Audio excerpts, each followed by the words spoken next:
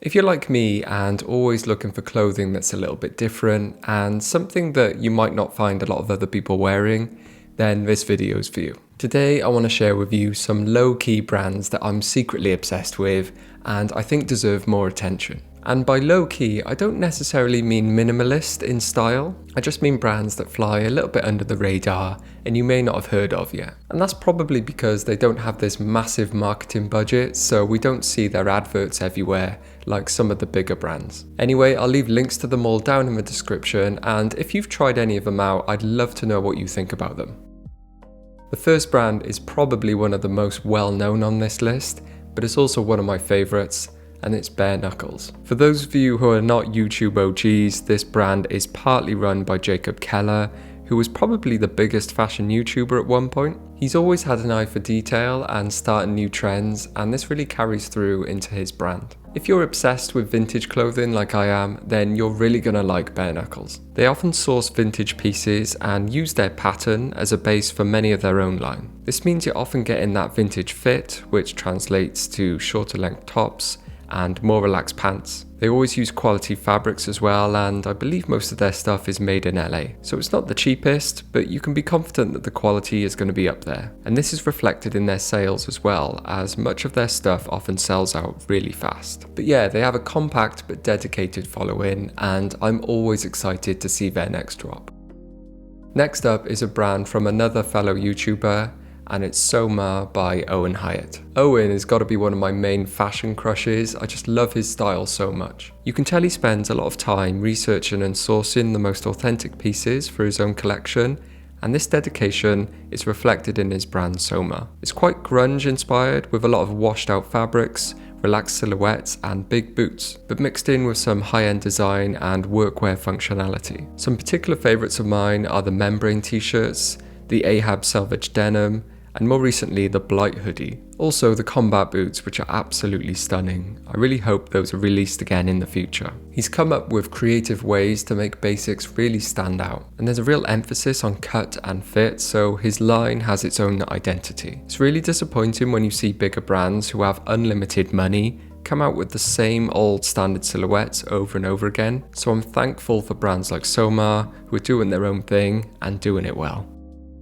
The next brand or designer is Colin Meredith, who is based in New York. This is more high-end luxury, but with an emphasis on creating lifelong pieces that are also practical. A lot of his stuff is made in New York, and it's also made to order, which reduces waste. Honestly, I quite like this approach. It's the complete opposite of the instant gratification of fast fashion. It really makes you consider how much you want or need something before purchasing it, especially when the prices are higher. Some of my particular favourites are the raw denim jacket and the polar fleece, both with that short and wide design that I favour so much. Also the gill-back wading jacket, which just looks ideal, especially at the moment when the rain is pouring in the UK and I'm in desperate need of waterproof outerwear.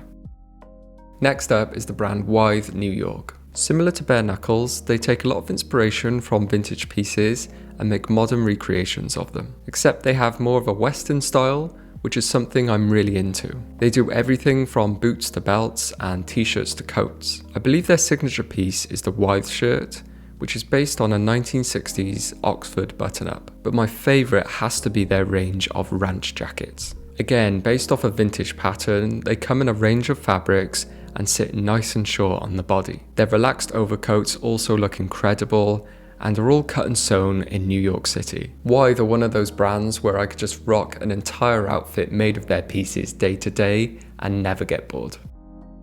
Next on the list is Alltime High, who I believe started in 2021 or 2022. Like a few of the other brands in today's video, they make modern pieces that are inspired by vintage clothes. And sorry if you think I'm showing off too many of these, but it's just what I'm really liking at the moment. These guys take it a bit further though and create properly hand-faded and distressed clothes that look like they're genuinely vintage. But they do it in a way that's tasteful and authentic, in my opinion anyway. They also play around with a bit of logo design, which separates them from some of the other vintage-inspired brands who tend to stay more minimal. From what I can tell, all of their stuff is made in LA, from the most premium materials you can hope for. For example, this 20-ounce French terry hoodie that is cut and sewn in LA, and this 12-ounce chore coat made of American-milled selvage denim with a 12-ounce Japanese cotton flannel blanket lining. They seem to do stuff in regular cuts and sizing as well, which might suit some of you better, rather than the short cropped clothes that I always go on about.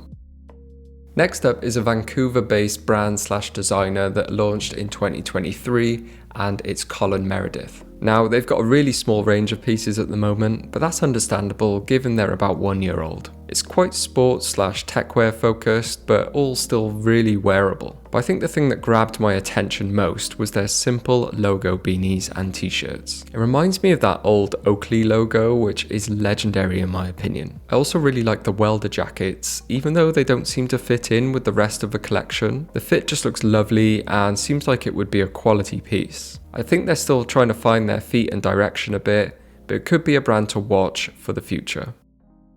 The next brand that are doing big things are Sebastian Amy. They're run by partners Sebastian and Marianne and began operating in 2020. It's a unisex brand, which is great to see, and they focus on that utilitarian workwear look, but with a lot of consideration to fabrics and fit. A lot of their stuff is quite relaxed fitting. You can tell it would drape beautifully on the body and not look too oversized. Like a lot of brands in today's video, they seem to manufacture some of their line in LA, and I didn't realise so many clothes were made there before I started filming this video. Some of my favourite pieces are this Type 2 denim jacket. The fit and shape of it just looks so nice. Although they need to work on their photos a bit for the website. It's all good seeing it on the model, but I'd like to see the jacket on its own, especially to see more details of that collar. The Alpine cardigan sweater also looks so good and is actually inspired by their Type 2 denim jacket, which is probably why I like the shape so much as well. Overall, they're just a quality looking brand and one I'll be keeping a close eye on.